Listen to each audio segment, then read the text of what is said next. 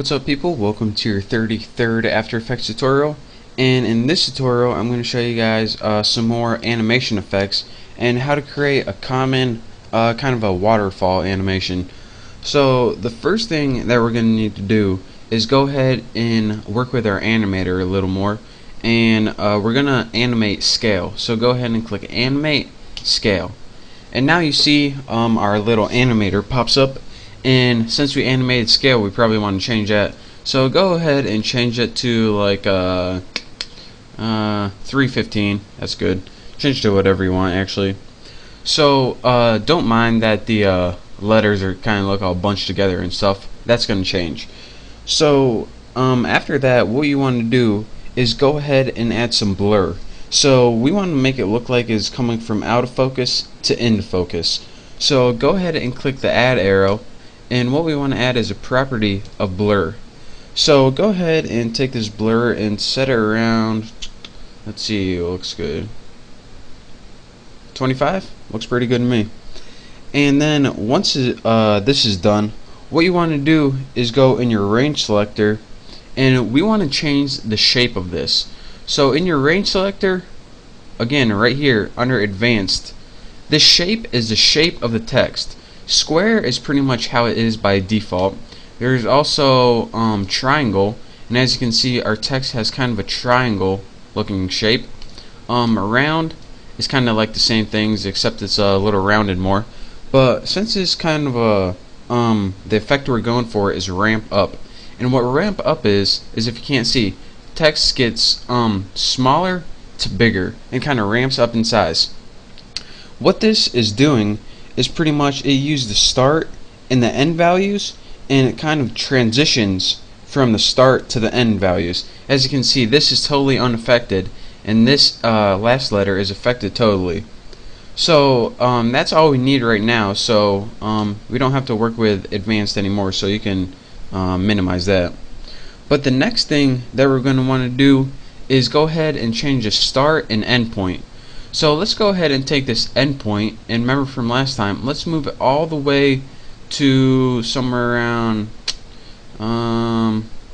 35. That looks good. And when you do this, you see that instead of ramping through your whole text, then only a third of it is ramped up, and the rest is the end by default. So in order to achieve the effect we're looking for, what we want to do is kind of mess with offset a little bit.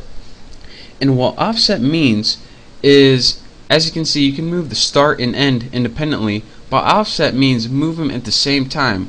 So as you can see, as I increase my offset, start and end both move in the same direction, and as I decrease it, they move backwards in the same direction. So let's go ahead and animate this to get a nice little cascading effect. So let's go ahead and move this totally off the screen to the left. So let's see, it would be about at 39. Click the stopwatch, put your first keyframe in, go to 5 seconds or something, and move this all the way off the screen, which would be somewhere about 100. Looks good. Who would have guessed it? And now, as you can see, we get a nice little animation as we move the what's it called? Current time indicator. So let's go ahead and play that. Probably should have moved it a little faster. But hey, you get the point. Let's play it one more time. Now that it's all loaded. Wow, would you look at that? That is some beautiful text right there.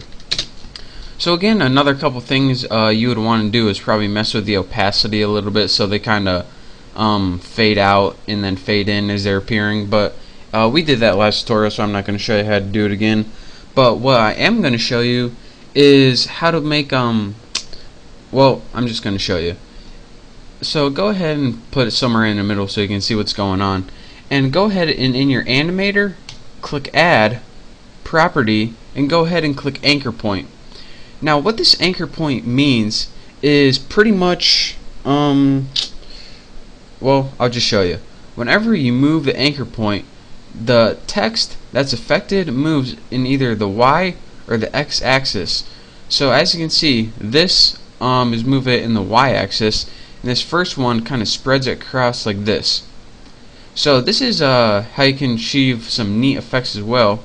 So again, that's with the anchor point. It just kind of offsets the text a little bit.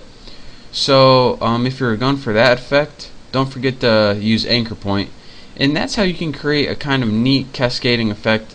And again, you would probably want to might as well change the opacity. We got a little time. Property, opacity, go home, set to 0.